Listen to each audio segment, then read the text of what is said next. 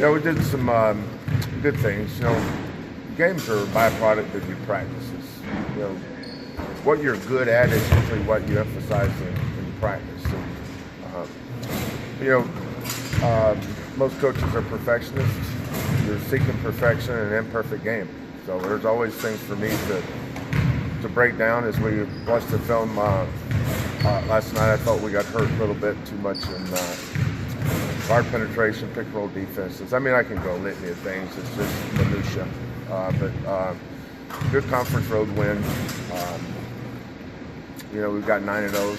The more road wins you can pick up, the better. We've been a pretty good road team. I think we've won half our road games. I think we won six last year, six the year before. So we just got to continue to keep developing this team. I still feel like this team's developing. And I think it's a byproduct of having so many new guys. Breon can score the ball inside. Got to get more consistent. Chris has got to understand the rules of verticality around the basket, fouling too much. I think our offensive rebounding, we got to continue to be more consistent in that area. And then the ball movement in the second half. The ball when we move the ball, and I'm a singles hitter. I don't like doubles and home runs. Those lead to turnovers. But when we have early, decisive, quick ball movement, we always find ways to get good shots. Armoni come on pretty strong here. What have you seen this help to elevate his game? Just confidence. There's some guys that are,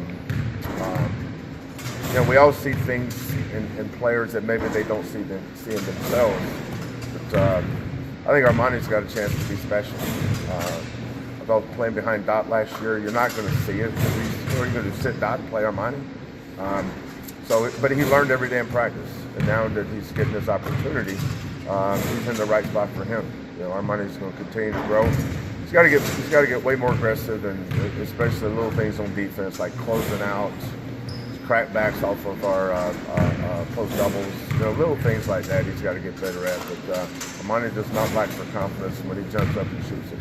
Kelvin, there tends to be those freshman moments. I remember a couple practices last year when we were in that you tend to ride him pretty good. Was he one of those guys that kind of had to maybe get on early, not necessarily what he was doing wrong, but just to kind of Armoni had no clue what competition was.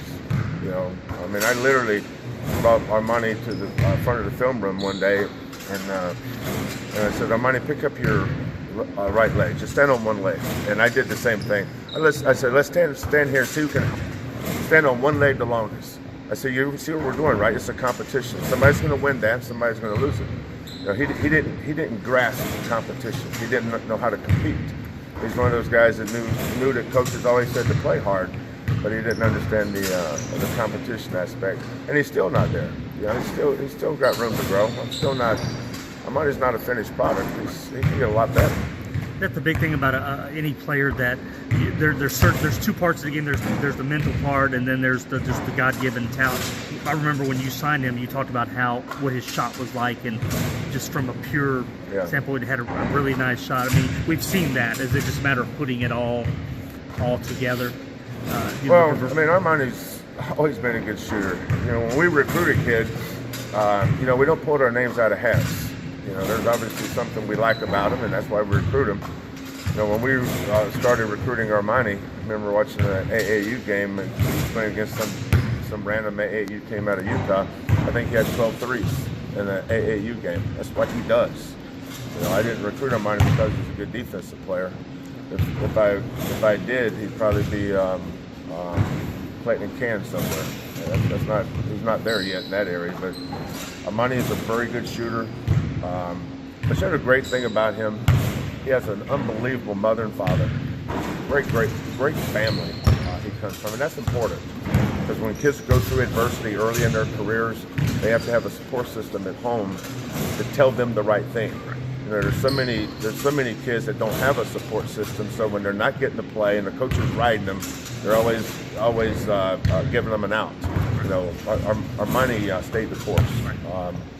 But his ability to stretch defenses and score in transition really helps us. But he's getting better in every area. But You know, he's a first semester sophomore, so he's still young.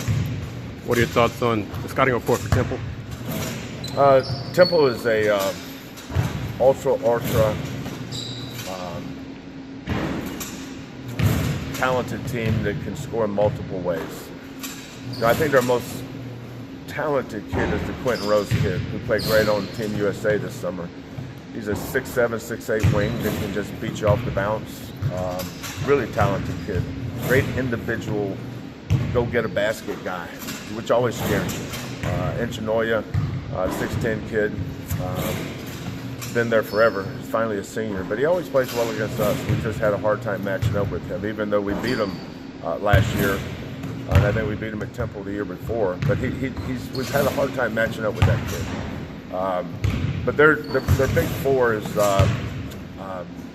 point guard, left-handed kid Brown. He's really, really good. He's what they didn't have last year.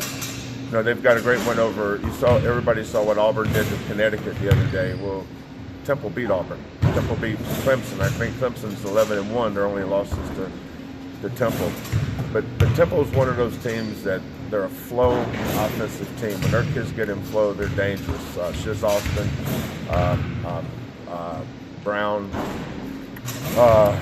Rose, Enchinoya, Aflapui, big inside kid, and they brought a freshman off the bench last night that had 11 points, Luis Pierre. So Fran's one of the best. That goes without saying.